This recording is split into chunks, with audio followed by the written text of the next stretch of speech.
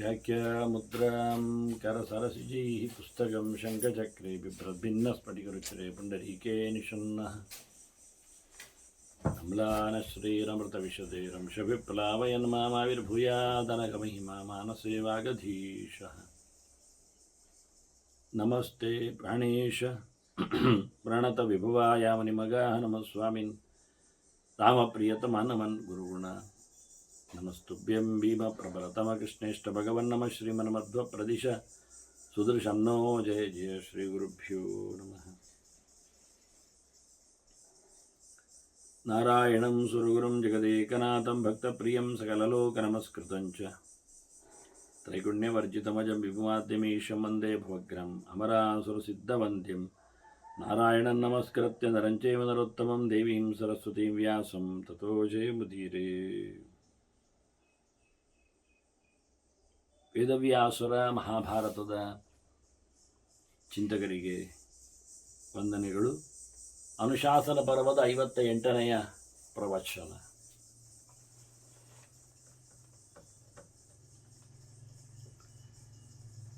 ಕೃಷ್ಣ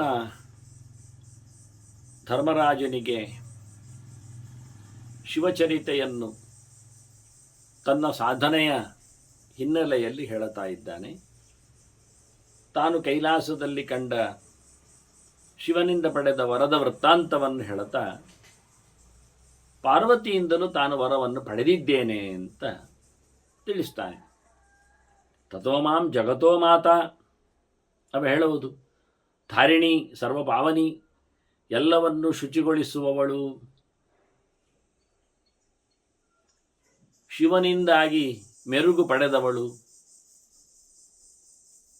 ಆಕೆ ಲೋಕಪೋಷಕಳು, ಅನ್ನದ ಸಾಮ್ರಾಜ್ಞಿಯಾಗಿ ಅನ್ನೋ ನೆಲೆಯಲ್ಲಿ ಜಗತ್ತಿನ ತಾಯಿ ಅಂತ ಜಗದಪ್ಪಿತರೋ ಒಂದೇ ಅಂತ ಹೇಳಿದ ಪುರಾಣದ ಮಾತು ಏನಿದೆ ಅದನ್ನು ಇಲ್ಲಿ ಕೃಷ್ಣ ತಾನೇ ಹೇಳುತ್ತಾ ಇದ್ದಾನೆ, ಜಗತಃ ಮಾತಾ ಅಂತ ಹೇಳಿ. ಅವಳು ಉವಾಚ ಉಮಾ ಪ್ರಣೀತ, ಪೂರ್ಣವಾಗಿ ದೇವರಲ್ಲಿ ಮನಸ್ಸನ್ನು ಕೊಟ್ಟವಳಾಗಿ ಅನ್ನುವ ಅರ್ಥದಲ್ಲಿ. ಶರ್ವಾಣಿ ತಪಸಾಂನಿಧಿ, ಒಳ್ಳೆ ತಪಸ್ಸು ಮಾಡಿದವಳು ಅವಳು, ಅಪರ್ಣಲಾಗಿ ಅಂತ ನೆನಪು ಮಾಡಿಕೊಳ್ಳುತ್ತಾನೆ. ಆಕೆ ಹೇಳಿದ್ಲು, ದತ್ತೋ ಭಗವತ ಪುತ್ರ, ನಿನಗೆ ಮಗನನ್ನು ಕೊಟ್ಟಾಗಿದೆ, ಸಾಂಬನನ್ನು, ಶಿವನು ಅಂತ ಹೇಳುತ್ತಾನೆ. ಅಂದರೆ ಸಾಂಬ ಶಿವನ ಮಗನೇ, ಕುಮಾರನೇ, ಸ್ಕಂದ. ಅವನನ್ನೇ ಕೃಷ್ಣನಿಗೆ ಕೊಟ್ಟದ್ದು. ಕೃಷ್ಣನಲ್ಲಿ ಸಾಂಬನಾಗಿ ಬಂದದ್ದು ಸುಬ್ರಹ್ಮಣ್ಯನೇ. ಮತ್ತೆ ಹೇಳ್ತಾಳವಳು, ಮತ್ತೊಪ್ಯಷ್ಟವು ವರಾನಿಷ್ಠಾನ್ ಗೃಹಾಣ, ನನ್ನಿಂದಲೂ 8 ವರವನ್ನು ತಗೋ ಅಂತ ಹೇಳ್ತಾ ಇದ್ದಾಳೆ, ಕೇಳಿಬಿಡು ಅಂತ. ಸರಿ, ಅದಕ್ಕೆ ಕೃಷ್ಣ ಮತ್ತೆ ಪಾರ್ವತಿಯಿಂದಲೂ 8 ವರವನ್ನು ಪಡೆದಿದ್ದಾನೆ. ಅದನ್ನು ಧರ್ಮರಾಜನಿಗೆ ಹೇಳುತ್ತಾನೆ. ದ್ವಿಜೇಶು ಅಕೋಪಂ, ಮೊದಲು ಕೇಳಿಕೊಂಡದ್ದವ, ನನಗೆ ಬ್ರಾಹ್ಮಣರಲ್ಲಿ ಯಾವತ್ತೂ ಕೋಪತಾಪ ಇಲ್ಲದಿರಲಿ ಅಂತ, ಗಲಾಟೆಯಾಗುವುದು ಬೇಡ, ಅವರು ಯಾರು ಸಹ ನನ್ನ ಮೇಲೆ ಮುನಿಸಿಕೊಳ್ಳುವುದು, ನಾನು ಅವರಿಗೇನು ಹಿಡಿಸಿ ಬಿಡುವುದು ಎಲ್ಲ ಆಗಬಾರದು, ಒಳ್ಳೆಯವರಾಗಿ ಇರಬೇಕು ನನ್ನಲ್ಲಿ, ಶಾಂತಿ ಸಮಾಧಾನದಿಂದ. ಅಂದರೆ ಕ್ಷತ್ರವರ್ಗ ಬ್ರಹ್ಮವರ್ಗದಿಂದ ಭಾರಿ ಅನುಗ್ರಹವನ್ನು ಪಡೆದಿರಬೇಕು ಅನ್ನುವುದನ್ನು ಕೇಳಿಕೊಳ್ಳುತ್ತಾನೆ ಮೊದಲಿಗೆ. ಮತ್ತೆ ಕೇಳುತ್ತಾನೆ, ಪಿತೃದ ಪ್ರಸಾದಂ, ನನಗೆ ತಂದೆಯಂದಿರಿಂದ ಅನುಗ್ರಹ ಬೇಕು. ತಂದೆ ವರ್ಗದವರು, ಅದು ಹಿರಿಯರಿರಲಿ ಗಿದ್ದವರು ಇರಲಿ, ಅಂದು ನನಗೆ ವಿಶೇಷವಾಗಿ ಹಿರಿಯರ ಆಶೀರ್ವಾದ ಬೆಂಬಲ ಇರಬೇಕು ಅಂತ ಕೇಳುತ್ತಾನೆ. ಶತಂ ಸುತಾನ, ಮತ್ತೆ ಮಕ್ಕಳು ಇರಲಿ ಅಂತ. ಅದು ಹಿಂದೆ ಬಂದಿದೆ, ಶಿವನಿಂದ ಕೇಳಿದ್ದಾನೆ, ಅದನ್ನು ಮತ್ತೆ ಇವಳಿಂದ ಮತ್ತೆ ಕೇಳುತ್ತಾ ಇದ್ದಾನೆ. ಪರಮಂಚ ಭೋಗಂ, ನಾನು ಗೌಜಿಯಲ್ಲಿ ಬದುಕಬೇಕು, ಭಾರಿ ಶ್ರೀಮಂತನಾಗಿ ತುಂಬ ವಸ್ತುಗಳ ವಿನಿಯೋಗದೊಂದಿಗೆ ಭಾಗ್ಯವಂತನಾಗಿ ಭೋಗವಂತನಾಗಿ ಇರಬೇಕು. ಮತ್ತು ಕೇಳ್ತಾನೆ, ಕುಲೇ ಪ್ರೀತಿಂ, ವಂಶದಲ್ಲಿ ಎಲ್ಲರಲ್ಲಿಯೂ ಬೇಕಾದವನಾಗಿ ಇರಬೇಕು, ಮನೆ ಮಂದಿಗೆಲ್ಲ ಅತಿ ಆದರಕ್ಕೆ ಪಾತ್ರನಾಗುವಂತೆ ಯಾದವ ವಂಶದಲ್ಲಿ ಬಹಳಷ್ಟು ವಿಶ್ವಾಸಕನಾಗಿ ನಾನು ಬದುಕಬೇಕು. ಮತ್ತು ಮಾತೃದಷ್ಟೇ ಪ್ರಸಾದಂ, ತಾಯಿಯ ನಡೆಯಲ್ಲಿಯೂ ತಾಯಿಯ ಕಡೆಯಿಂದಲೂ ನನಗೆ ಗೌರವಾದಿಗಳು, ಇಷ್ಟಗಳು, ಅವರ ಅನುಗ್ರಹಗಳು ಅದು ನನಗೆ ಸಿಗಬೇಕು. ಅದರೊಟ್ಟಿಗೆ ಶಮಪ್ರಾಪ್ತಿ, ಶಾಂತಿ, ಸಮಾಧಾನ, ನೆಮ್ಮದಿ, ಸುಖ, ಸಂತೋಷ, ಕಾಮ್ ಇವೆಲ್ಲ ನನಗೆ ಸಿಗಬೇಕು. ಕೊನೆಗೆ ಪ್ರವಣೆ ಚಾಪಿ ದಾಕ್ಷ್ಯಂ, ನನ್ನಲ್ಲಿ ದಕ್ಷತೆ, ಒಳ್ಳೆ ರೀತಿಯಾದ ನಾನು ಕಾರ್ಯಕ್ಷಮತೆ ಉಳ್ಳವನು ಅಂತ ಅನ್ನಿಸಿಕೊಳ್ಳಬೇಕು. ಅಯೋಗ್ಯ, ಉಪಯೋಗಕ್ಕಿಲ್ಲ, ಅಸಮರ್ಥ ಅಂತ ಅನಿಸಿಕೊಳ್ಳಬಾರದು. ಎಲ್ಲದರಲ್ಲಿ ಸೈ ಆಗುವ ಹಾಗೆ, ಲೀಡರ್ಶಿಪ್ನೆಸ್ ಇದ್ದ ಹಾಗೆ ಕೇಳಿಕೊಂಡಿದ್ದಾನೆ. ಹಾಗೆ ಎಲ್ಲದಕ್ಕೂ ಆಯ್ತು ಹೇಳಿಬಿಟ್ಟಿದ್ದಾನೆ. ಅಷ್ಟೇ ಅಲ್ಲದೆ ಹೇಳ್ತಾಳೆ ಅವಳು, ನಿನಗೆ 16,000 ಮಡದಿಯರು ಸಿಗ್ತಾರೆ. ದದಾಮಿ ದೇಹಂ ಅಪುಷಃ ಕಾಮ್ಯತಾಂಚ, ನಿನಗೆ ಅವನು ಕೇಳದೇ ಇದ್ದದ್ದು ಇದು. ಭೋಗವನ್ನು, ಭಾಗ್ಯವನ್ನು, ಮಕ್ಕಳನ್ನು ಕೇಳಿದ್ದಾನೆ. ಅದಕ್ಕೋಸ್ಕರ ಮಡದಿಯರನ್ನು ಇವಳು ಹೇಳಿಬಿಟ್ಟಿದ್ದಾಳೆ. ಮತ್ತು ಹೇಳ್ತಾಳೆ, ನಿನಗೆ ಬಹಳ ಚಂದವಾದಂತಹ ಮೈಕಟ್ಟು, ಚೆಲುವಾದ ದೇಹ, ಬಯಸುವಂತಿರತಕ್ಕಂತಹ ಸೌಂದರ್ಯ ನಿನಗೆ ಕರುಣಿಸಿದ್ದೇನೆ ಅಂತ ಹೇಳ್ತಾನೆ. ಮತ್ತೆ ಭೋಕ್ಷ್ಯಂತೆ ವೈ ಸಪ್ತತಿಂ ವೈ ಶತಾನಿ ಗೃಹೇ ತುಭ್ಯಂ ಅತಿಥೀನಾಂಚ ನಿತ್ಯಂ, ಇದಾದರೆ ಭಾರಿ ಒಳ್ಳೆಯದು ಅವಳು ಹೇಳುವಂಥದ್ದು. ಇದು ಅವಳಿಗೆ ಸಂಬಂಧಪಟ್ಟದ್ದು ಮಾತು. ಆ ಲೆಕ್ಕಾಚಾರದಲ್ಲಿ ಕೃಷ್ಣ ಹೇಳುವಾಗ ಅವಳು ಭಾರಿ ಧಾರಿಣಿ ಅಂತ ಹೇಳಿದ್ದಲ್ಲ, ಪೋಷಣೆ ಮಾಡುವವಳು ಅಂತ. ಹಾಗಾಗಿ ಇವಳಿಗೆ ಪಾರ್ವತಿಯು ಕೃಷ್ಣನಿಗೆ ವರ ಕೊಡ್ತಾಳೆ, ನಿನಗೆ ಪ್ರತಿನಿತ್ಯ ಮನೆಯಲ್ಲಿ, ಪ್ರತಿನಿತ್ಯ ಅದು 70-100 ಅಂದರೆ 7,000 ಅತಿಥಿಗಳು ಪ್ರತಿನಿತ್ಯ ನಿನ್ನ ಮನೆಯಲ್ಲಿ ಊಟೋಪಚಾರಗಳಿಂದ ಸಂತೃಪ್ತರಾಗುವಂತ ಆಗಲಿ. ಕೃಷ್ಣನ ಮನೆಯಲ್ಲಿ ಪ್ರತಿನಿತ್ಯ 7,000 ಅತಿಥಿಗಳ ಊಟ.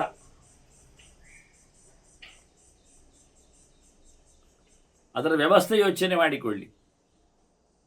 ಎಷ್ಟು ಚೆನ್ನಾಗಿರಬೇಡ, ಎಷ್ಟು ಅದ್ಧೂರಿಯಾಗಿರಬೇಡ, ಅದನ್ನು ಎಷ್ಟು ಶುಚಿಯಲ್ಲಿ, ಶುದ್ಧತೆಯಲ್ಲಿ ನಡೆಸಿಕೊಡಬೇಕೆನ್ನುವುದನ್ನೆಲ್ಲ. ಹೀಗೆ ಹೊರಕೊಟ್ಟವರು ನನಗೆ ಮತ್ತು ಅಂತರ್ಧಾನ ಪಡೆದಿದ್ದಾರೆ ಅಂತ ಕೃಷ್ಣ ಹೇಳುತ್ತಾನೆ ಕಥೆಯಲ್ಲಿ. ನಾನು ಮತ್ತೆ ನನಗೆ ಜಪ ಹೇಳಿಕೊಟ್ಟವ, ದೀಕ್ಷೆಯನ್ನು ಇತ್ತವ ಉಪಮನ್ಯು, ಅಲ್ಲಿಗೆ ಬಂದಿದ್ದೇನೆ. ಉಪಮನ್ಯುವಿನ ಹತ್ರ ಹೇಳಿದೆ ನಾನೆಲ್ಲ, ನನಗೆ ಹೀಗೆ ಕಂಡ, ಇಂಥದ್ದೆಲ್ಲ ವರ ಸಿಕ್ಕಿತು ನನಗೆ, ನಾನು ಖುಷಿಪಟ್ಟೆ ಅಂತೆಲ್ಲ ಹೇಳುತ್ತಾನೆ. ಉಪಮನ್ಯು ಭಾರಿ ಖುಷಿಪಟ್ಟ. ಅವನು ಹೇಳಿದ್ದ, ನಿನಗೆ 6 ತಿಂಗಳಲ್ಲಿಯೇ ಆಗ್ತದೆ ಅಲ್ಲಿ ಕೆಲಸ ಅಂತ. ಹಾಗಾಗಿ ಕೃಷ್ಣ ಉಪಮನ್ಯುವಿನ ಹತ್ತಿರದಲ್ಲಿ ಮತ್ತೆ ಬಂದವ. ಉಪಮನ್ಯು ಸಂಭ್ರಮಿಸಿಕೊಂಡು ಹೇಳ್ತಾನೆ, ನಾಸ್ತಿ ಸರ್ವಸಮೋ ದೇವಃ, ಶಿವನಿಗೊಂದು ಎಣೆಯಾದ ಸರಿಯಾದ ಅವನಿಗೆ ಹೇಳಿಸಿದಂಥ ಒಂದು ದೇವರುಂಟ? ಇಲ್ಲವೇ ಇಲ್ಲ. ನಾಸ್ತಿ ಸರ್ವಸಮೋ ದೇವಃ ನಾಸ್ತಿ ಸರ್ವಸಮ ಗತಿ, ಶಿವನಿಗೊಂದು ಸರಿಯಾದಂತಹ ಬೇರೆ ಗತಿಯೇ ನಮಗೆ ಕಾಣುವುದಿಲ್ಲ. ನಾಸ್ತಿ ಸರ್ವಸಮೋ ದಾನೆ ನಾಸ್ತಿ ಸರ್ವಸಮೋ ರಣೆ, ದಾನ ಕೊಡುವುದರಲ್ಲಿ, ವರವನ್ನು ಕೊಡುವುದರಲ್ಲಿ ಶಿವನಿಗಿಂತ ಎತ್ತಿದ ಕೈ ಯಾರದ್ದು ಇಲ್ಲ. ಅದರಂತೆ ಹೋರಾಟದ ಅಂಗಳದಲ್ಲಿ ಬಲವಾದಂಥ ಹೋರಾಟ ಕೊಡುವಲ್ಲಿ ಶಿವನೇ ಮೇಲುಗೈಯವ, ಬೇರೆ ಯಾರು ಸಿಗುವುದಿಲ್ಲ ಅಂತ ಹೇಳಿ ಶಿವನ ಹೆಚ್ಚುತನವನ್ನು ಉಪಮನ್ಯು ಚಿಂತನೆಗೈದ ಅಂತ ಕೃಷ್ಣ ಹೇಳುತ್ತಾನೆ. ಮತ್ತೆ ಉಪಮನ್ಯು ನನಗೆ ಹೇಳಿದ, ತಂಡಿ ಋಷಿ ಸಹ ಇದೇ ರೀತಿಯಾಗಿ 10,000 ವರ್ಷಗಳ ಕಾಲ ಶಿವನನ್ನು ಮೆಚ್ಚಿಸಿದ್ದಾನೆ, ತಪಸ್ಸು ನಡೆಸಿದ್ದಾನೆ ಅಂತ ನನಗೆ ತಂಡಿ ಋಷಿಯ ವೃತ್ತಾಂತವನ್ನು ಕೊಟ್ಟವ. ಎಂ ಪಠಂತಿ ಸದಾ ಸಾಂಖ್ಯಾಃ ಚಿಂತೆಯಂತಿ ಸ್ಮ ಯೋಗಿನಃ ಪರಂ ಪ್ರಧಾನಂ ಪುರುಷಂ ಅಧಿಷ್ಠಾತಾರಮೀಶ್ವರಂ. ಅವನು ಕಾಣಲು ಬಯಸಿದ್ದು, ಅವನು ಚಿಂತನೆ ನಡೆಸಿದ ವಿಚಾರಗಳಿವು. ಯಾರು ಸಾಂಖ್ಯರು, ಯಾರು ಯೋಗರಿದ್ದಾರೆ,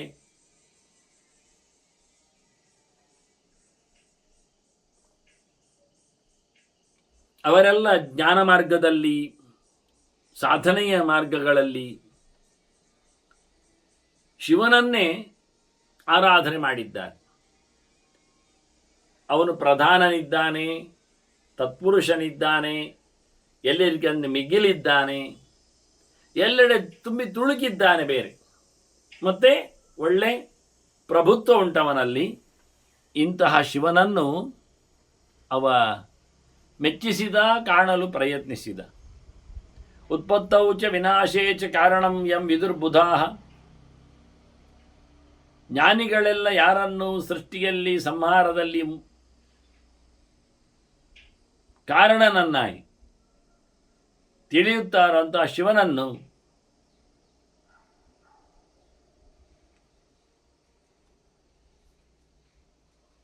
ಆತ ಆರಾಧನೆ ಮಾಡುತ್ತೇನೆ ಅಂದ. ದೇವಾಸುರ ಮುನೀನಾಂಚ ಪರಂ ಯಸ್ಮಾನ್ನ ವಿದ್ಯತೆ. ದೇವತೆಗಳಲ್ಲಿ ಆಗಲಿ, ದೇವತೆಗಳ ವಿರುದ್ಧಗಳಾದ ಅಸುರರಲ್ಲಿ ಆಗಲಿ, ಅವರಿಬ್ಬರು ಅಲ್ಲದ ಋಷಿಗಳಲ್ಲಿ ಆಗಲಿ ಶಿವನಿಗೆ ಸರಿಯಾದವರು ಇಲ್ಲ, ಅವನಿಗಿಂತ ಮೀರಿದವರು ಇಲ್ಲ. ಅಲ್ಲೆಲ್ಲ ಅಜಂ ತಮಹಂ ಈಶಾನಂ ಅನಾದಿ ನಿಧನಂ ಪ್ರಭುಂ ಅತ್ಯಂತ ಸ್ಥಿರಂ ದೇವವನಘಂ ಶರಣಂ ರಜೆ. ನಾನು ಅಂತಹ ಶಿವನಿಗೆ ಶರಣಾಗ್ತಾ ಇದ್ದೇನೆ.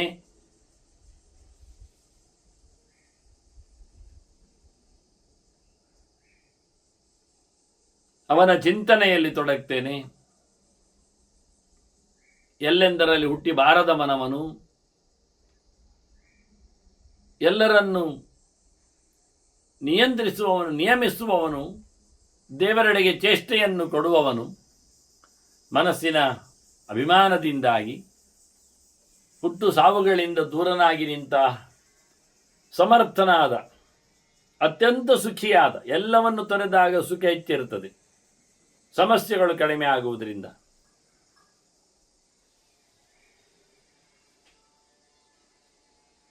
ಇಂತಹ ಭಗವಂತನನ್ನು ಪಾಪ ದೂರನನ್ನು ನಾನು ಶರಣಾಗ್ತೇನೆ ಅಂತ ಹೇಳಿದ. ಹೀಗೆ ಹೇಳುತ್ತಾನೆ ಭಗವಂತನನ್ನು, ಶಿವನನ್ನು ಕಂಡಿದ್ದಾನವ. ಇವನ್ ಬ್ರುವನ್ನೇವ ತದ. ತಂಡಿಯ ಮಹಿಮೆಯನ್ನು ಉಪವನ್ನಿ ಹೇಳುತ್ತಾನೆ. ದದರ್ಶ ತಪದಾನ್ನಿಧಿಂ. ಅತ್ಯಂತ ಎತ್ತರದ ಶಿವನನ್ನು ಹೀಗೆ ಯೋಚನೆ ಮಾಡ್ತಾ, ಧ್ಯಾನ ಮಾಡ್ತಾ, ಜ್ಞಾನವನ್ನು ಎಚ್ಚರಗೊಳಿಸ್ತಾ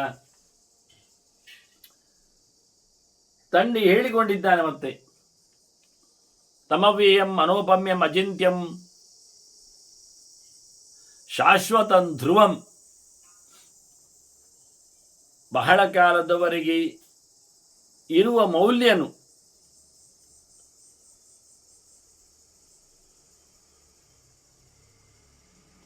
ಶಿವನಿದ್ದಾನೆ.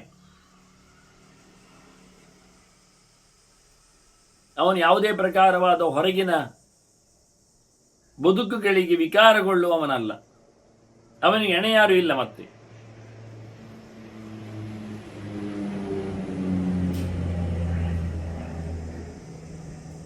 ಅವನನ್ನು ಸಾಮಾನ್ಯ ಪ್ರಕಾರದಲ್ಲಿ ಚಿಂತೆ ಮಾಡಲಿಕ್ಕೂ ಆಗ್ತಾ ಇಲ್ಲ.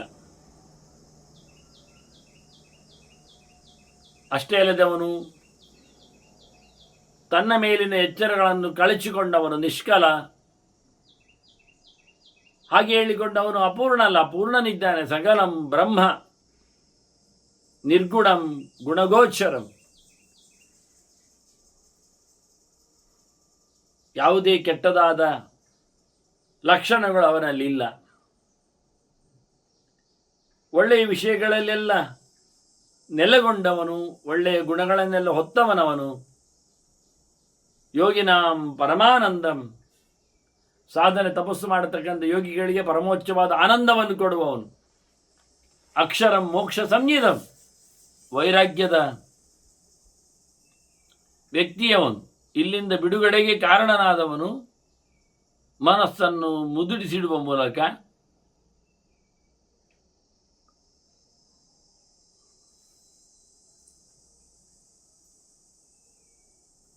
ಅಂತಹ ಅಂತರಿಂದ್ರಿಯ ಎನಿಸಿಕೊಂಡ ಅಕ್ಷ ಮನಸ್ಸಿನಲ್ಲಿ ನೆಲೆಗೊಂಡವನನ್ನು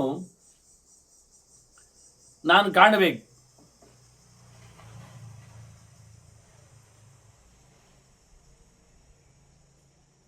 ಬಹಳ ಅದ್ಭುತವಾದಂತಹ ಫೀಚರ್ಸ್ ಉಳ್ಳವನು ಅವನು.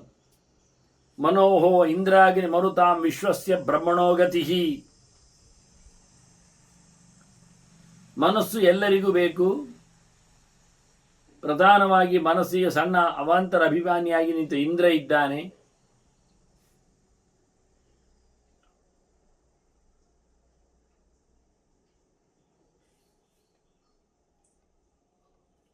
ಅವನಿಗೂ ಮನಸ್ಸಿನ ವ್ಯಾಪಾರ ಕೊಡುವವನು.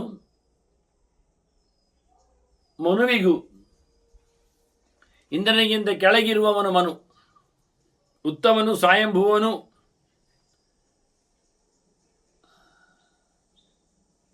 ಅಂತ ಮನುವಿಗೆ ಇನ್ನು ಇಂದ್ರನ ಜೊತೆಯಲ್ಲಿ ಸೇರಿರತಕ್ಕಂಥ ಅಗ್ನಿಮರುತ್ತುಗಳು ಅವರೆಲ್ಲರಿಗೂ ಮತ್ತು ಇಡೀ ಜಗತ್ತಿಗೂ ಬ್ರಹ್ಮವರ್ಗಕ್ಕೂ ಮುಖ್ಯವಾಗಿ ತಲುಪಲು ಬೇಕಾದವನು ಉಪಾಸ್ಯನಿದ್ದಾನೆ ಶಿವ. ಅವನನ್ನು ಸುಲಭವಾಗಿ ಹಿಡಿಲಿಕ್ಕೆ ಆಗುವುದಿಲ್ಲ ಎನ್ನುವ ಸತ್ಯ. ಅಗ್ರಾಹ್ಯಂ ಅಚಲಂ ಶುದ್ಧಂ ಬುದ್ಧಿಗ್ರಾಹ್ಯಂ ಮನೋಮಯಂ.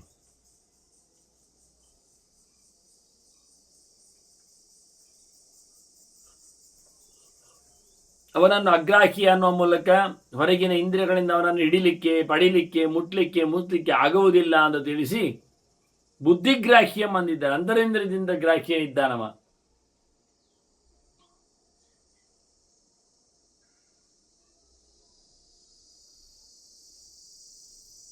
ಹೀಗೆ ಸಾಮಾನ್ಯಾಕಾರದಿಂದ ಅಗ್ರಾಹ್ಯನಾದವ ಹೇಗೆ ಬುದ್ಧಿಗ್ರಾಹ್ಯನೋ, ಅದರ ಅಚಲನಿದ್ದಾನೆ, ಶುದ್ಧನಿದ್ದಾನೆ ಎಂದು ವ್ಯತ್ಯಾಸಗೊಳ್ಳದ ಸ್ವಭಾವದವನು, ಪರಿಶುದ್ಧನಾದ ವ್ಯಕ್ತಿತ್ವವುಳ್ಳವನು. ಅದರಂತೆ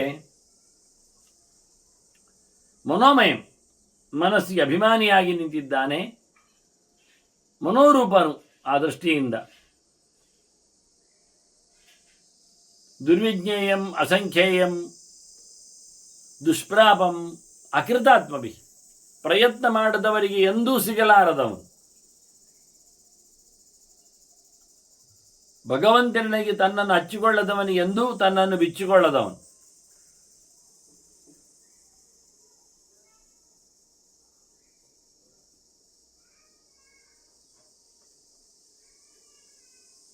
ಹೀಗೆ ಸುಲಭವಾಗಿ ತಿಳಿಯಲು ಅಶಕ್ಯನಾದದ್ದರಿಂದಲೇ ಅವನನ್ನು ವಿಜ್ಞೇಯ, ದುರ್ವಿಜ್ಞೇಯ ಅಂದದ್ದು. ಸಾಕಲ್ಯೇನೆ ತಿಳಿಯಲಿಕ್ಕೆ ಆಗ್ತಾ ಇಲ್ಲ ಅವನನ್ನು. ಜ್ಞೇಯನಾಗಿದ್ದರೂ ವಿಜ್ಞೇಯನಾಗುವುದಿಲ್ಲ. ಆದ್ದರಿಂದಲೇ ದುಷ್ಪ್ರಾಪವ, ಪಡಿಲಿಕ್ಕೆ ಆಗ್ತಾ ಇಲ್ಲ ಅವನನ್ನು.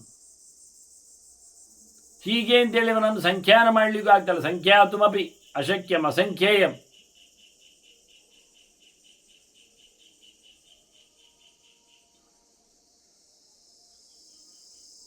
ಹಾಗೆಯೇ ಅವನನ್ನು ಸಾಂಖ್ಯಶಾಸ್ತ್ರ ಹೇಳುವ ಲೆಕ್ಕದಂತೆ ತಿಳಿಲಿಕ್ಕೆ ಹೋದರೂ ಪೂರ ಆಗುವುದಿಲ್ಲ ಅಂತ ಹೇಳ್ತಾನೆ. ಒಟ್ಟಾರೆ ಮನಸ್ಸು ಇಲ್ಲದವರು, ಮನಸ್ಸಿನ ಕ್ರಿಯೆ ಇಲ್ಲದವರು, ದೇವರೆಡೆಗೆ ಸಾಗದವರು, ಪ್ರಯತ್ನ ನಡೆಸದವರು, ಇವರಾರು ಅವನನ್ನು ಪಡೆಯುವಂತಿಲ್ಲ, ಪಡೆಯಲಿಕ್ಕೆ ಆಗುವುದಿಲ್ಲ.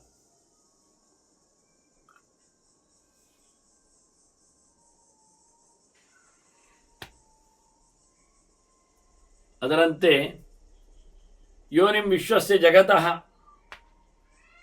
ಈ ಜಗತ್ತಿಗೆ ಮೂಲನಾಗಿ ನಿಂತವನಿದ್ದಾನೆ. ತಪಸಃ ಪರತಃ ಪರಂ, ಅತ್ಯುತ್ತಮವಾದಂತಹ ತಪಸ್ವಿ ಅನಿಸಿಕೊಂಡಿದ್ದಾನೆ.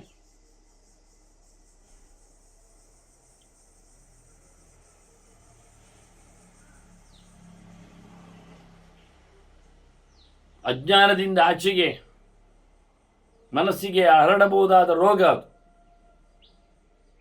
ಹಾಗೆ ಶಿವನ ಅನುಗ್ರಹವಾದಾಗ ಮೋಹ ಅಡಗಿ ಹೋಗ್ತದೆ, ಅಜ್ಞಾನ ಇಲ್ಲವಾಗ್ತದೆ. ಅಂತ ವ್ಯಕ್ತಿತ್ವ ಅವನದ್ದು.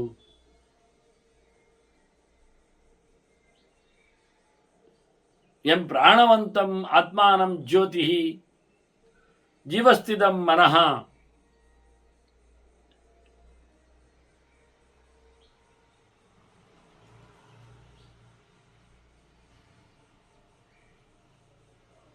ಜೀವನಿಗೆ ಈ ದೇಹದಲ್ಲಿ ತನ್ನ ಅಸ್ತಿತ್ವದ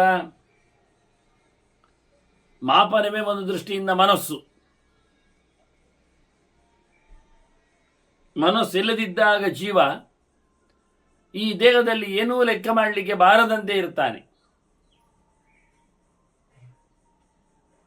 ಈ ದೇಹಕ್ಕೂ ಏನು ಗೊತ್ತಾಗುವುದಿಲ್ಲ ಆಗ. ಅದೇ ಮನಸ್ಸು ಪ್ರಧಾನವಾಗಿ ಗಟ್ಟಿಯಾಗಿ ಬಿಟ್ಟರೆ ಎಲ್ಲವನ್ನು ನಡೆಸಿಕೊಡುವ ವಿಧಾನಗಳನ್ನೆಲ್ಲ ಆತ ತಿಳಿದು ಬಿಡ್ತಾನೆ.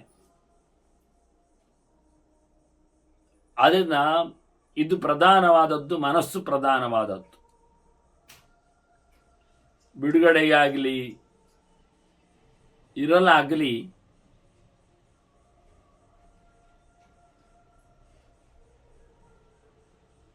ಅಂತಹ ಆ ಮನಸ್ಸನ್ನು ನಿಯಂತ್ರಿಸುತ್ತಿರುವವನು ಶಿವ ಇದ್ದಾನೆ. ಹಾಗೆ ಜೀವಜ್ಯೋತಿಗಳಲ್ಲಿ ಜೀವಸ್ಥಿತವಾಗಿರತಕ್ಕಂಥ ಮನಸ್ಸಾಗಿ ಅವನು ಪ್ರಾಣನ ತೆಕ್ಕೆಯಲ್ಲಿ ನೆಲೆಗೊಂಡು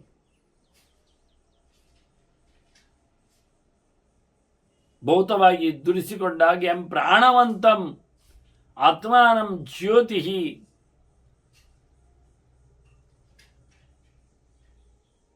ಜೀವಸ್ಥಿತಂ ಮನಃ. ಮತ್ತೆ ತಂಡಿ ಕಂಡವನು ಈ ಪ್ರಕಾರದಲ್ಲಿರತಕ್ಕ ಶಿವನನ್ನು ಗಮನಿಸಿದವನು ಬಹಳ ಚೆನ್ನಾಗಿ ಸ್ತೋತ್ರ ಮಾಡಿದ್ದಾನೆ ಅಂತ ಹೇಳುತ್ತಾನೆ ಉಪಮನ್ಯು ಕೃಷ್ಣನಲ್ಲಿ. ಹಾಗೆ ನನಗೆ ಉಪಮನ್ಯು ಹೇಳಿದ್ದ ಅಂತ ಕೃಷ್ಣ ಧರ್ಮರಾಜನಿಗೆ ಹೇಳುತ್ತಾನೆ. ಅಲ್ಲಿ ಅವರು ಕೇಳಿಸಿಕೊಂಡ ವಾರ್ತೆಯನ್ನು ವೈಶಂಪಾಯನರು ಜನಮೇಜಯನಿಗೆ ಸರ್ಪಸತ್ರದ ಸಂದರ್ಭದಲ್ಲಿ ತಿಳಿಸ್ತಾರೆ.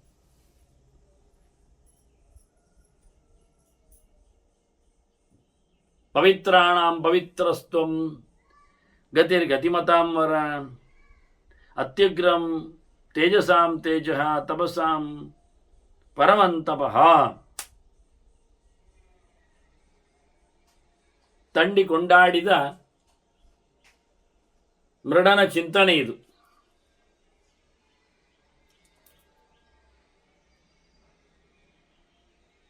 ಎಲ್ಲ ಪವಿತ್ರ ವಸ್ತುಗಳಿಗೆಲ್ಲ ಪಾವಿತ್ರ್ಯವನ್ನು ಕೊಟ್ಟವನು ನೀನು.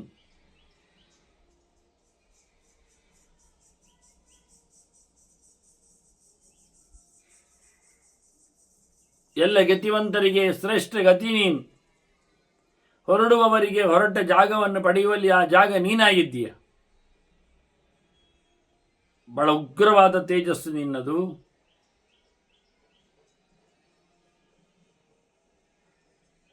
ಎಲ್ಲ ಪ್ರಕಾರದ ತೇಜಸ್ಸುಗಳು, ಕಣ್ಣು ಕೋರೈಸುವ, ತಿಳಿಗೊಳಿಸುವ, ಇದೆಲ್ಲದರ ಪ್ರಕಾರದಲ್ಲಿಯೂ ಹಾಗೆ ಪರಮೋಚ್ಚವಾದ ತಪಸ್ಸು ನಿನ್ನದು.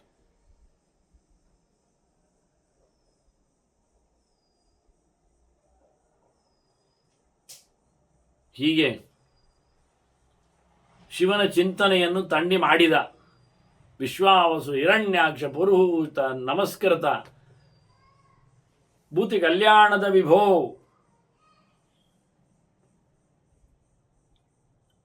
ಪರಂ ಸತ್ಯಂ ನಮೋಸ್ತುತಿ. ಪರಮ ಸತ್ಯನಾದ ಸಂಗತಿಗೆ ನಮಸ್ಕಾರ ಅಂತ ಹೇಳ್ತಾನೆ. ಉತ್ತಮವಾದ ಸತ್ಯವಸ್ತುವಿಗೆ ನಮಸ್ಕಾರ. ಶ್ರೇಷ್ಠವಾದದ್ದನ್ನು ತುಂಬಿಸುವವನಿಗೆ, ಎಲ್ಲೆಡೆ ತುಂಬಿದವನಿಗೆ. ಭೂತಿ ಕಲ್ಯಾಣದ ವಿಭೋ, ಮನುಷ್ಯರಿಗೆ ಈಗವೂ ಒಳಿತು ಮುಂದೆಯೂ ಒಳಿತಾಗುವಂತೆ. ಇಲ್ಲಿ ಅಭಿವೃದ್ಧಿ ಮತ್ತು ಕ್ಷೇಮ ಜೊತೆಯಲ್ಲಿ ಇರುವಿಕೆ ಒಳ್ಳೆಯ ರೀತಿಯಿಂದ ಇವನ್ನೆಲ್ಲ ಕರುಣಿಸುವಂತೆ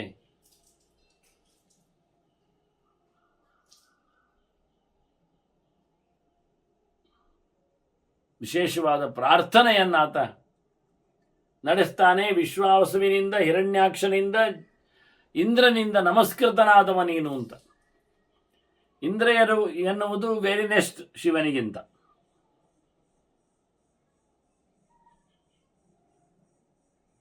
ಅವನ ಹೆಸರಿನಿಂದ ನಮಸ್ಕಾರ ಮಾಡೋದಾದ್ರೆ ವಿಶ್ವಾವಸು ಅಂತ. ಬೇಕಾದಷ್ಟು ಸಂಪತ್ತುಳ್ಳವ, ಐಶ್ವರ್ಯವುಳ್ಳವ, ಸ್ವರ್ಗದೊಡೆಯ.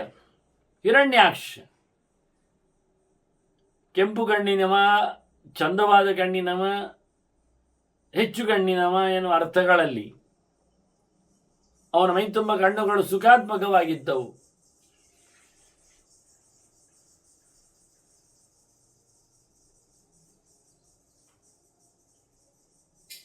ಈ ರೀತಿಯಾಗಿ ಜಾತಿ ಮರಣ ಭೀರೂಣಾಂ ಯತೀನಾಂ ಯತತಾಂ ವಿಭೋ ನಿರ್ವಾಣದ ಸಹಸ್ರಾಂಶೋ ನಮಸ್ತೇಸ್ತು ಸುಖಾಶ್ರಯ. ಸಾವನ್ನು ಗೆಲ್ಲಲು ಬಯಸತಕ್ಕಂಥ ಯೋಗಿಗಳು ನಿನ್ನನ್ನು ನಿರಂತರವಾಗಿ ಕಾಡಿನಲ್ಲಿ ತಪಸ್ಸುಗೈಯುತ್ತಿರುವರು.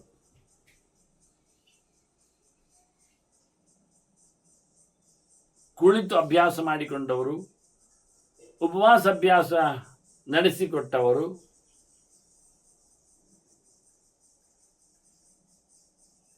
ಯಾವ್ಯಾವುದೋ ಪ್ರಕಾರಗಳಲ್ಲಿ ಸಾಧನೆ ಮಾಡಿಕೊಂಡು ಸಾವು ಬರದಂತೆ, ಮುದುಕರಾಗದಂತೆ, ಇನ್ನು ಹುಟ್ಟಿ ಬರದಂತೆ ಎಲ್ಲ ಅವರು ಪ್ರಯತ್ನಿಸ್ತಾರೆ. ಅಂತಹ ಯತಿಗಳು, ಭಿಕ್ಷುಕರು, ಭಾರಿ ಒಳ್ಳೆಯ ರೀತಿಯ ಪ್ರಯತ್ನ ಪಡುವವರು, ಅವರಿಗೆಲ್ಲ ನೀನು ಮೋಕ್ಷ ಸುಖವನ್ನು, ಬಿಡುಗಡೆಯ ದಾರಿಯನ್ನು ತೋರಿಸುತ್ತಿ ಕೊಡುತ್ತಿ.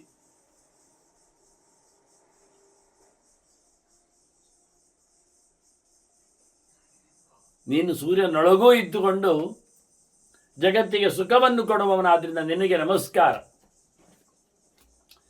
ಬ್ರಹ್ಮ ಶತಕ್ರತು ವಿಷ್ಣು ವಿಶ್ವೇ ದೇವಾ ಮಹರ್ಷಯ ನವಿದುಸ್ತ್ವಾಂ. ಇದು ತತ್ವೇನ. ನಿಜವಾಗಿ ಹೇಳುವುದಾದರೆ ಇವರಿಗೆಲ್ಲ ಗೊತ್ತಿಲ್ಲ ಸರಿಯಾಗಿ. ನೀನು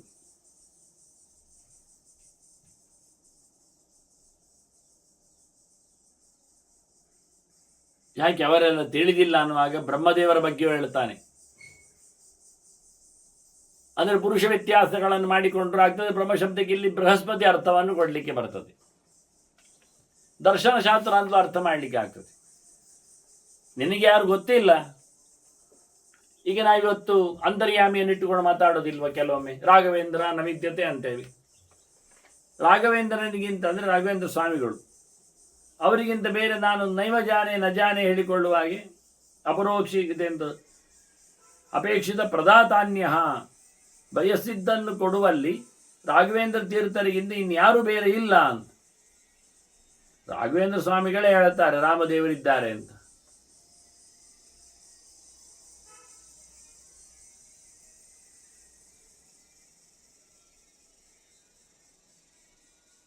ಅದೂ ಗೀತೆಯ ವಿಶೇಷವಾದ ವಾಕ್ಯಗಳು ಬರುವಾಗ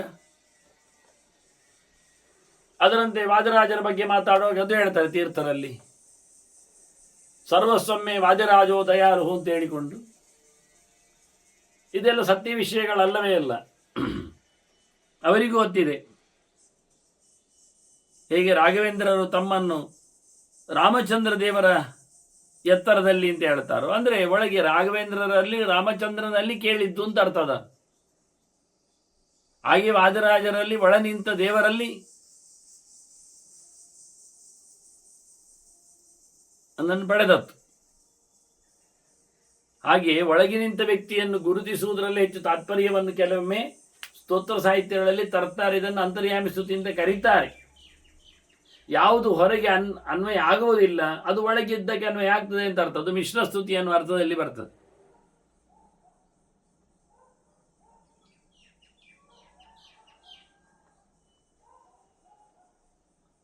ಶ್ರೀಮಂತ ಎನ್ನುವ ಪದವನ್ನು ನಾವು ದುಡ್ಡಿದ್ದವ ಎನ್ನುವ ಅರ್ಥದಲ್ಲಿ ಪ್ರಯೋಗ ಮಾಡಿದರೆ ಅದು ಭಿಕ್ಷುಕನಿಗೂ ದುಡ್ಡಿದ್ದವನು ಅಂತ ಅರ್ಥ ಬರ್ತದೆ, ಪ್ರಯೋಗ ಮಾಡಲಿಕ್ಕೆ ಆಗ್ತದೆ.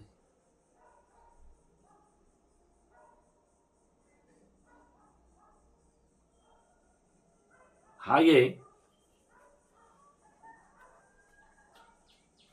ಸಂಕೋಚಾರ್ಥವನ್ನು ನಡೆಸಿಕೊಡುವಲ್ಲಿ ಅರ್ಥ ಆಗುವ ಹಾಗೆ ಬ್ರಹ್ಮ ಶತಕ್ರತು ವಿಷ್ಣು ನೋಡಿ, ವಿಷ್ಣುವನ್ನು ಸೇರಿಸಿ ಬಿಡ್ತಾನೆ ದರ್ಶನ ಭಾಷೆ ಅಂತ ಹೇಳಿಕೋಸ್ಕರ ಅದು ಕೇಳಿದ್ದು. ಅದು ವಿಷ್ಣು ಅಂದರೆ ಜಯಂತ ಅಂತ ಅರ್ಥ ಮಾಡಬೇಕಾಗ್ತದೆ. ಪಾದದೇವತೆ ಇಂದ್ರನ ಮಗನನ್ನಾಗಿಸಿಕೊಂಡು ಇವರಾರು ವಿಶ್ವೇದೇವಾಹ ಮಹರ್ಷಯ, ಎಷ್ಟೋ ಋಷಿಗಳೆಲ್ಲ ಒಟ್ಟು ಸೇರಿಕೊಂಡರು.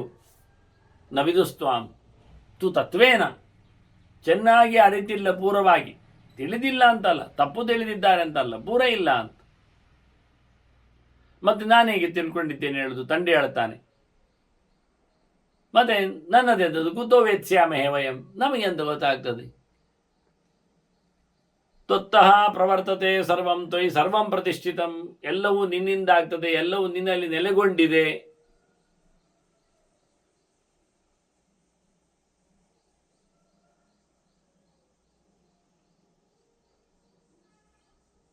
ಎಲ್ಲದರಲ್ಲಿಯೂ ನಿನ್ನ ಅಸ್ತಿತ್ವ, ಎಲ್ಲವೂ ನಿನ್ನಲ್ಲಿ ಇರುವಿಕೆ, ವಿಶ್ವರೂಪದ ಒಂದು ಕಲ್ಪನೆ, ಚಿಂತನೆ.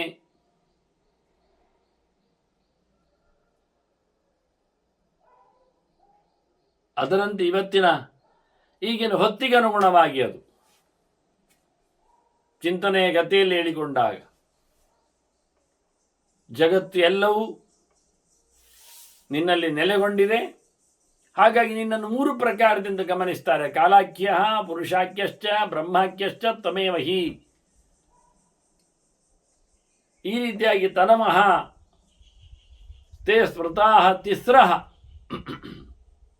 3 ಸ್ವರೂಪಗಳು ನಿನಗೆ. ಕಾಲರೂಪಿಯಾಗಿ ಸಂಹಾರ ಮಾಡ್ತಿ, ಪುರುಷರೂಪಿಯಾಗಿ ನೀನು ಪಾಲನೆ ಮಾಡ್ತಿ, ಬ್ರಹ್ಮರೂಪನಾಗಿ ನೀನು ಸೃಷ್ಟಿಯನ್ನು ನಡೆಸ್ತಿ. ಹೀಗೆ ಕಾಲ, ಪುರುಷ, ಬ್ರಹ್ಮ ಅನ್ನತಕ್ಕಂತಹ ರೂಪ ವಿಶೇಷಗಳು ಜಗತ್ತಿನ 3 ಮುಖದ ಕ್ರಿಯೆಗಳಲ್ಲಿ ತಮ್ಮನ್ನು ತೊಡಗಿಸಿಕೊಂಡಿವೆ. ಈ ಪ್ರಕಾರವಾದ ನಿನ್ನ 3 ಗುಣಲಕ್ಷಣಗಳ ಪ್ರಕ್ರಿಯೆಯನ್ನು ಇರವನ್ನು ಪುರಾಣಜ್ಞರು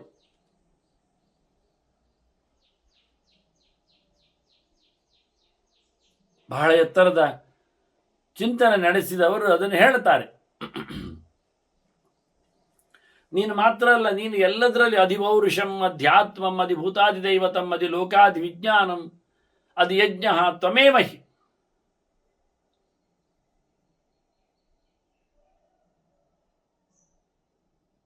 ಏಳು ಪ್ರಕಾರದಲ್ಲಿ ನೋಡಿಕೊಳ್ಳುವಂತೆ ನೀನು ಅದರ ಆಧಿಕ್ಯವನ್ನು ಹೇಳುವಲ್ಲಿ ಪುರುಷರದಿಂದ ಅಧಿಕನಾಗಿ ನಿಂತವ ಅಧಿಪೌರುಷ ನೀನು. ಹಾಗೆ ಆತ್ಮಾನವನ್ನು ಅಧಿಕರಿಸಿ ನಿಂತವ ನೀನು ಅಧ್ಯಾತ್ಮನಿದ್ದಿ. ಭೂತಗಳಿಗಿಂತ ಮೇಲಾಗಿರುವುದು ಅಧಿಭೂತನು, ಇತರ ದೇವತೆಗಳಿಗಿಂತ ಮೇಲಾಗಿರುವುದು ಅಧಿದೈವನು.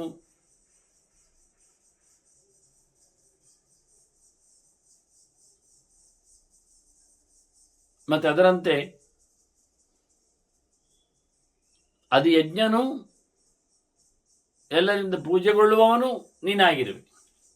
ಹಾಗಾಗಿ ಅಧಿಪೌರುಷಂ, ಅಧ್ಯಾತ್ಮಂ, ಅಧಿಭೂತ, ಅಧಿದೈವತಂ, ಅಧಿಲೋಕಃ, ಎಲ್ಲ ಲೋಕಗಳಲ್ಲಿ ನೀನು ಶ್ರೇಷ್ಠನಾಗಿ ಮೆರೆದಿರುವೆ. ಅಧಿವಿಜ್ಞಾನಂ, ದೇವರ ಬಗ್ಗೆ ಹೆಚ್ಚಿನ ಚಿಂತನೆ ಉಳ್ಳವನು ನೀನು. ಹಾಗೆ ಅಧಿಯಜ್ಞ ತ್ವಮೇವ ಹಿ. ಈ ರೀತಿಯಾಗಿ ತಂಡಿ ಮತ್ತು ಅನೇಕ ಮಾತುಗಳಿಂದ ತುದಿಸ್ತಾನವನು. ಭಗವಂತನ ನಾಮಚಿಂತನೆ ಮಾಡಿದಂತೆ ಶಿವನ. ಹಾಗಾಗಿ ನಾವು ಶಿವಸಹಸ್ರ ನಾಮವನ್ನು ಸಹ ಅದೇ ದಾಟಿಯಲ್ಲಿ, ಅದೇ ವರಸೆಯಲ್ಲಿ, ಅದೇ ಪ್ರಕಾರದಲ್ಲಿ ಇನ್ನು ಮುಂದಕ್ಕೀಗ ಇನ್ನೂ ತಂಡಿಯ ಸ್ತೋತ್ರಗಳು ಬಾಕಿವೆ, ಅದರಲ್ಲಿ ಅದೇ ನಾಮಗಳೇ ಚಿಂತನೆಗಳೇ ಬರ್ತಾವೆ.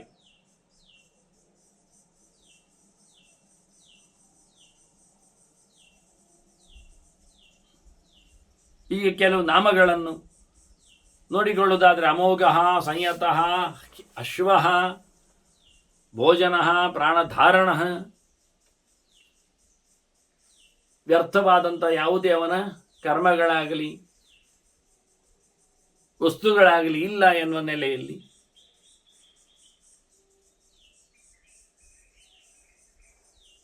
ಸಂಯತಃ, ಯಾವಾಗಲೂ ಪರಮಾತ್ಮನಲ್ಲಿ ತನ್ನನ್ನು ಅರ್ಪಿಸಿಕೊಂಡವನು. ಸಂಪೂರ್ಣಾದ ಭಗವಂತ ಅಂತ ಅರ್ಥ.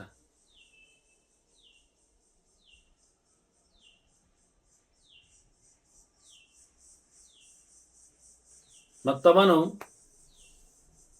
ಅಶ್ವಃ ಎಲ್ಲಿಯೂ ಹೋಗುವುದಿಲ್ಲ, ಕುದುರೆಯಲ್ಲಿದ್ದಾನೆ ಎನ್ನುವುದು ಸತ್ಯ. ನಾಳೆ ಎನ್ನುವುದಿಲ್ಲದೇ ಇರುವಂತೆ ಇರುವವನು, ನಾಳೆಗೆ ಸಂಚಯನ ಮಾಡದೇ ಇರುವವನು. ಭೋಜನ ಎಲ್ಲರನ್ನು ಉಣಬಡಿಸುತ್ತಾನೆ. ಪ್ರಾಣಧಾರಣ ಬದುಕನ್ನು ಹೊತ್ತುಕೊಳ್ತಾನೆ. ಅಂದರೆ ಶರೀರ ಧರ್ಮಗಳು ಎಷ್ಟಿವೆ ಅಂತ ತೋರಿಸಿಕೊಳ್ಳಿಕ್ಕೋಸ್ಕರ ಶಿವನ ನಾಮಗಳಲ್ಲಿ ಅದನ್ನೆಲ್ಲ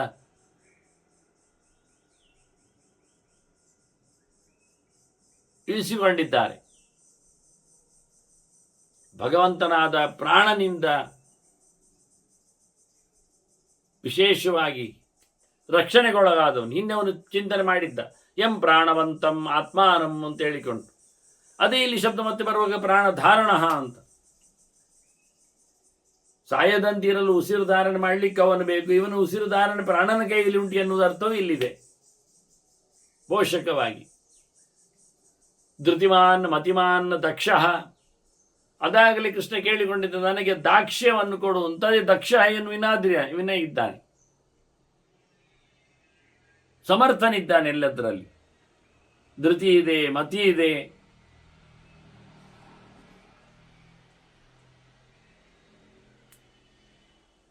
ಅನ್ನುವ ಚಿಂತನೆಯನ್ನು ಮಾಡಿದಾಗ ಅದನ್ನು ಪಡೆಯುವಂತೆ ಅದನ್ನು ಹೇಳ್ತಾ ಮತ್ತೆ ಗೋಚರ್ಮ ವಸನ ದಕ್ಷ ಸತ್ಕೃತಶ್ಚ ಯುಗಾಧಿಪ. ಎಲ್ಲರಿಂದ ಸತ್ಕೃತನಾದವ, ಕೃತಯುಗದಲ್ಲಿ ಇರುವವನು, ಮತ್ತು ಎಲ್ಲ ಯುಗಗಳಿಗೂ ಒಡೆಯನು ಇದ್ದಾನೆ. ಗೋಪಾಲಿಹಿ ಇಂದ್ರಿಯಗಳ ರಕ್ಷಕನು. ಗೋಗಳು ಇಂದ್ರಿಯಗಳು ಅಂತ ಅರ್ಥ. ಅದರಲ್ಲಿ ಓಡುವಂಥದ್ದು ಮನಸ್ಸು, ಗಚ್ಚತೀತಿ. ಅದರ ಬೆನ್ನ ಹಿಂದೆ ರಕ್ಷಣೆ ಕಂಡು ಮಾಡ್ತಾ ಓಡುವವನಿವನು. ಅನೇಕ ರಕ್ಷಕರ ರಾಶಿ. ಗೋಪತಿ ಪಶುಪತಿ.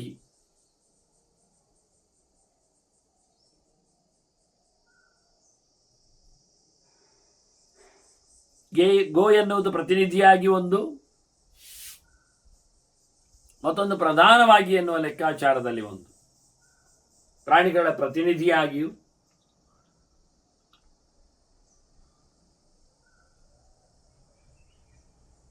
ಶಾಪದ ಹಿನ್ನೆಲೆಯಲ್ಲಿಯೂ. ಗೋಪತಿ ಗ್ರಾಮ. ಗೋ ಅಂದ್ರೆ ಇಂದ್ರಿಯಗಳ ಒಡೆಯನು ಆಗ್ತಾನವ. ಹಾಗೆ ಇಂದ್ರಿಯ ಸಮೂಹಗಳುಳ್ಳವನು, ಗ್ರಾಮಗಳಲ್ಲಿರುವವನು. ಮತ್ತೆ ಗೋಚರ್ಮ ವಸನಃ ಹರಿಹಿ. ಪ್ರಾಣಿಯ ಚರ್ಮ ಹೊತ್ತಿದ್ದಾನೆ, ಪಾಪ ಪರಿಹಾರಕನಿದ್ದಾನೆ. ಹಿರಣ್ಯಬಾಹುಶ್ಚ ತಥಾ. ಸುಂದರವಾದ ರಮಣೀಯವಾದ ತೋಳುಕೆಯಲ್ಲ ಇರುವವನು, ಆ ಪ್ರಕಾರವಾದಂಥ ಆಭರಣವನ್ನು ಧರಿಸಿಕೊಂಡವನು. ತಥಾ ಗುಹಾಪಾಲಃ. ಗುಹೆಯಲ್ಲಿ ರಕ್ಷಣೆ ಮಾಡುವವನು, ಸಾಧಕರಿಗೆ ಸಾಧನೆಯನ್ನು ಮಾಡುವಲ್ಲಿ. ಗುಹಾಪಾಲಃ ಪ್ರವೇಶಿನಾಂ. ಸಾಧನೆಗೆ ಪ್ರವೇಶ ಮಾಡುತ್ತಿರುವವರ ಎಲ್ಲವನ್ನು ರಕ್ಷಣೆ ಮಾಡುವ ಜವಾಬ್ದಾರಿ ಅವನಲ್ಲಿದೆ, ಮಾಡ್ತಾನ. ಮುಖ್ಯವಾದ ಯಾವುದೇ ಪ್ರಕಾರದ ತೊಂದರೆ ಇಲ್ಲದೆ ಸಾಧನೆಯಲ್ಲಿ. ಪ್ರಕೃಷ್ಟಾರಿಹಿ, ಅದಕ್ಕೆ ಹೇಳಿದ್ದು. ವಿಪ್ರಕೃಷ್ಟವಾದ, ಎಳೆದು ಹಾಕಿದ, ದೂರಕ್ಕೆ ಗಳಿಸುವುದ. ಸಂಹಾರಕ್ಕೆ ಕೃಷಿ ಶಬ್ದವು ವಿಲೇಖನ ಅರ್ಥದಲ್ಲಿ. ಶತ್ರು ಸಂಹಾರ ಮಾಡ್ತಾನೆ ಪ್ರಯೋಗನಿಷ್ಠನಲ್ಲಿ. ಅಂಥವನ ನೀನು. ಮಹಾರ್ಷ, ಭಾರಿ ಸಂತೋಷದಲ್ಲಿ ನೆಲೆಗೊಂಡವನು.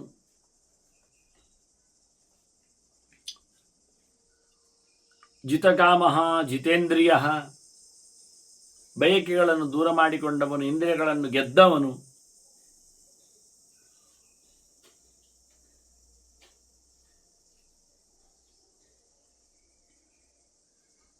ಈ ಪ್ರಕಾರವಾಗಿ ಜಿತ ಇಂದ್ರಿಯನಾಗಿ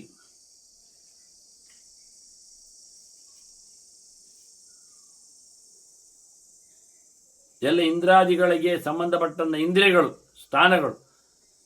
ಮನಸ್ಸು ಗಟ್ಟಿಯಾದರೆ ಎಲ್ಲ ಇಂದ್ರಿಯಗಳು ಗಟ್ಟಿಯಾದ ಹಾಗೆ. ಗಾಂಧಾರಶ್ಚ ಸುವಾಸಶ್ಚ ತಪಸ್ಸಕ್ತಃ, ನೆಲವನ್ನು ಹೊತ್ತವನು, ಧನವನ್ನು ಹೊತ್ತವನು, ಇಂದ್ರಿಯಗಳನ್ನು ಹೊತ್ತವನು,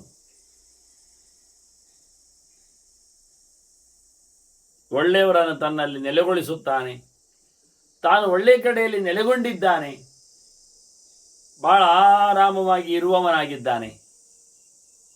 ಎಲ್ಲಿದ್ದರೂ ತಪಸ್ಸಿನಲ್ಲೇ ಆಸಕ್ತಿ ಅವನಲ್ಲಿ, ದೇವರ ಚಿಂತನೆಯನ್ನು ಮಾಡ್ತಾ ಇರ್ತಾನೆ. ಅಂಥವನಿಗೆ ನಮಸ್ಕಾರ ಅಂತ ಹೇಳುವ ನೆಲೆಯಲ್ಲಿ ರತಿ ನರಹ,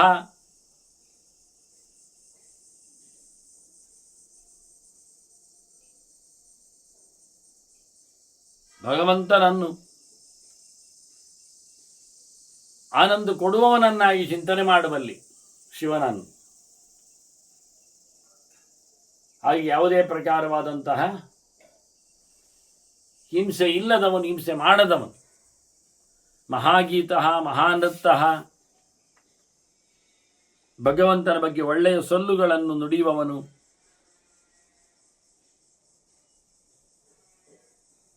ದೇವರಿಗಾಗಿ ಕುಣಿಯುವವನು ನಿತ್ಯ.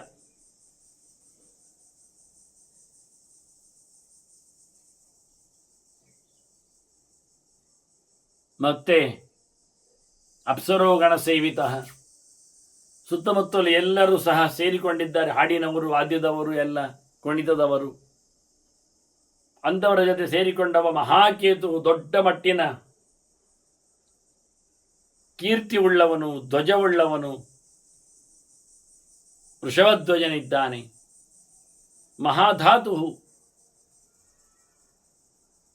ನಿರ್ಮಾಣ ಹಂತದಲ್ಲಿ ಪ್ರಗಾಢವಾಗಿರತಕ್ಕಂಥ ಸಾಮರ್ಥ್ಯವುಳ್ಳವನು, ಲೋಕದ ಬೀಜಕ್ಕೆ ಕಾರಣನಾಗಿ ನಿಂತವನು. ನೈಕಸಾನುಚರ, ಎಲ್ಲ ಬೆಟ್ಟದ ಮೇಲೆ ಸಂಚಾರ ಮಾಡಿದವನು. ಸಲಹ, ಚಂಚಲ ಸ್ವಭಾವ, ಮನಸ್ಸಿನದ್ದಾದ್ರಿಂದ. ತಾರಣ, ತೋರಣ, ಪಾಶ ವಾತಃ, ಬಿಡುಗಡೆಯನ್ನು ಕೊಡುವವನು, ದಾಟಿಸುವಂತೆ ಮಾಡುವವನು, ಬಿದ್ದಲ್ಲಿ ಎಬ್ಬಿಸುವವನು, ಸಂತೋಷವನ್ನು ಕರುಣಿಸುವವನು. ಹಾಗೆ ಬೀಸುವ ಗಾಳಿಯಲ್ಲಿ ನೆಲೆಗೊಂಡಿದ್ದಾನೆ. ಪರಿಧೀಪತಿಕೇಶ್ವರ, ಆಕಾಶದಲ್ಲಿ ಗೆರೆ ಹಾಕಿ ಹೋಗುವವನು, ವೃತ್ತವನ್ನು ಸೂಚಿಸಿಕೊಡುವವನು. ಇದಕ್ಕೂ ಅನೇಕ ಅರ್ಥಗಳು ನೆಲೆಗೊಂಡಿವೆ. ಪರಿಧಿಗಳ ಪತಿಯಾಗಿದ್ದುಕೊಂಡದರಲ್ಲಿ ಆಕಾಶ ಸಂಚಾರ ಮಾಡುವವನು ಅಥವಾ ಆನಂದದಲ್ಲಿ ನೆಲೆಗೊಂಡವನು ಎನ್ನುವ ಅರ್ಥವನ್ನು ಕರ್ಮಧಾರೆಯವೋ ದ್ವಂದ್ವದಲ್ಲಿಯೋ ನೆಲೆಗೊಳಿಸುವ ಹಾಗೆ, ಇಲ್ಲದ ಸುತ್ತಮುತ್ತಲಿನ ಪರಿಧಿಗಳಿಗೆ ಪತಿಯಾಗಿ ನಿಂತ ಚಂದ್ರ ಸೂರ್ಯರಿಗೆ ಅವರಂದು ಇಡೀ ದಿನ ಆಲೋಕದಲ್ಲಿ ಸಂಚಾರ ಮಾಡುವವ ಆಕಾಶಕಾಯನಾಗಿ. ಅವನಿಗೆ ಪಂಚಭೂತಗಳಲ್ಲಿ ಆಕಾಶವು ಒಂದು ಪ್ರತಿನಿಧಿಯಾಗಿದೆ, ಪ್ರತೀಕವಾಗಿ ನಿಂತಿದೆ. ಹಾಗಾಗಿ ಸೂರ್ಯ ಚಂದ್ರ ಇಲ್ಲದಿದ್ದರೂ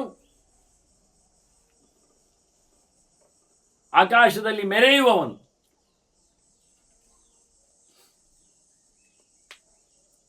ಹಾಗೆ ಸಂಯೋಗ, ವರ್ಧನ, ವೃದ್ಧ, ಅತಿವೃದ್ಧ, ಗುಣಾಧಿಕ, ಸಮುದ್ರ ಕೆಯ ಪ್ರಭಿ ಸಂಭೂಮಸಕ ವಿಷ್ಣುವಾಚಕ ಹಿಂದೆ ಹೇಳಿದ್ದೆ. ಸಮ್ಯ ಎನ್ನುವುದು ಸಂಪೂರ್ಣನಾದ ಭಗವಂತನನ್ನು ಹೇಳುವ ಮಾತು.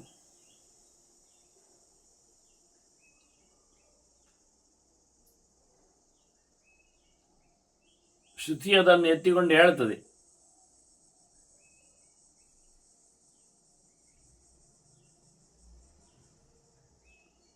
ಸಂಭಭೂವ ಬ್ರಹ್ಮ ಅಂತ ಹೇಳಿಕೊಂಡು ಅಲ್ಲಿ ಸಂಶಬ್ದದಿಂದ ಪರಮಾತ್ಮನನ್ನು ಜಗತ್ತಿಗೆ ತಿಳಿಸಿಕೊಟ್ಟಿದೆ.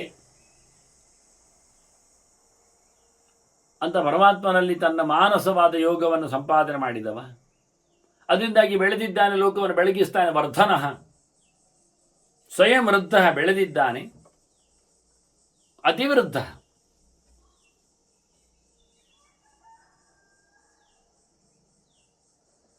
ಮತ್ತು ಹೆಚ್ಚಿಗೆ ಬೆಳೆದಿದ್ದಾನೆ.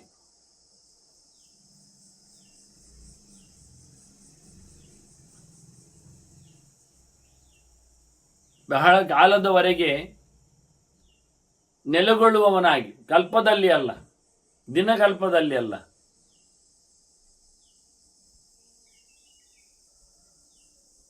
ಹಾಗಾಗಿ ಬಹಳ ದೂರದ ಲೆಕ್ಕಾಚಾರದಲ್ಲಿ ಅತ್ಯಂತ ಹಿರಿಯನಾಗಿ ಚಿಂತನೆಗೆ ಮತ್ತು ವೃದ್ಧ ಶಬ್ದವನ್ನು ಅನುಕೂಲ ಮಾಡಿಕೊಳ್ಳುವಾಗ ಗುಣಾಧಿಕ ಅಂತ ಅರ್ಥದಲ್ಲಿ ಹೆಚ್ಚಿನ ಗುಣ ಸಂಪತ್ತಿ ಉಳ್ಳವನಾದ್ದರಿಂದಲೇ ಜೈಷ್ಟ್ಯವನ್ನು, ಶ್ರೇಷ್ಠ್ಯವನ್ನು, ದೊಡ್ಡತನವನ್ನು ಅಳೆಯುವಂಥದ್ದು ಗುಣದಲ್ಲಿ. ಗುಣವು ಬಲಾತ್ಮಕ ಆಗಿರಬಹುದು, ಜ್ಞಾನಾತ್ಮಕ ಆಗಿರಬಹುದು,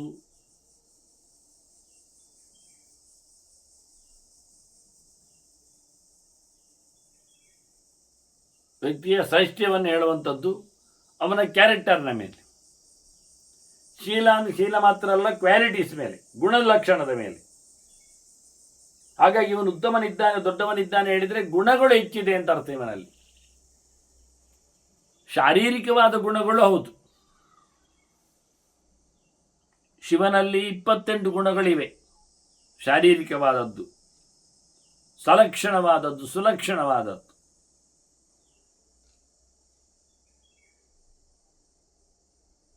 ಮತ್ತು ಉಳಿದವರಲ್ಲಿ ಅಷ್ಟಿಲ್ಲ, ಕೆಳಮಟ್ಟದಲ್ಲಿದೆ, ಕಮ್ಮಿ.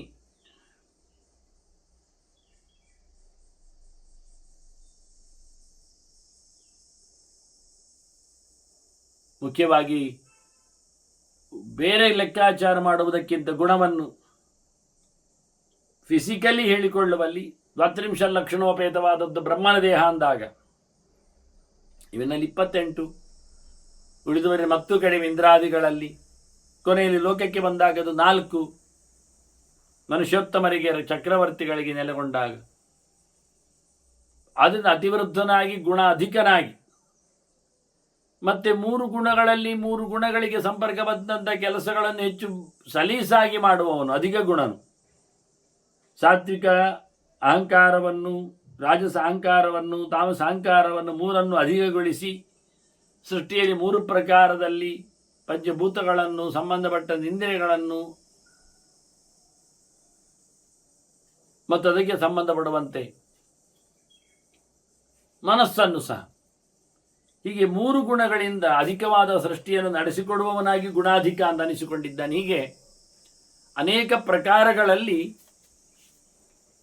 ಈ ಮಾತುಗಳನ್ನು ಚಿಂತನೆ ತರ್ತಾರೆ. ಇಂತಹ ಶಿವನ ನಾಮದ 1000 ನಾಮದ ಚಿಂತನೆಯನ್ನು ಮತ್ತೆ ಮುಂದಿನ ಭಾಗಗಳಲ್ಲಿ ಕೇಳುವ. ಅದರೊಟ್ಟಿಗೆ ಉಪಮನ್ಯು ಹೇಳಿದ, ತಣ್ಣಿ ಮಾಡಿದ ಶಿವಚಿಂತನೆಗಳನ್ನು, ಶಿವನ ಮಹಿಮೆಗಳನ್ನು ಕೇಳುವ. ವಂದನೆಗಳೊಂದಿಗೆ ಶ್ರೀಕೃಷ್ಣಾರ್ಪಣಮಸ್ತು. ನಾರಾಯಣ ನಾರಾಯಣ ನಾರಾಯಣ.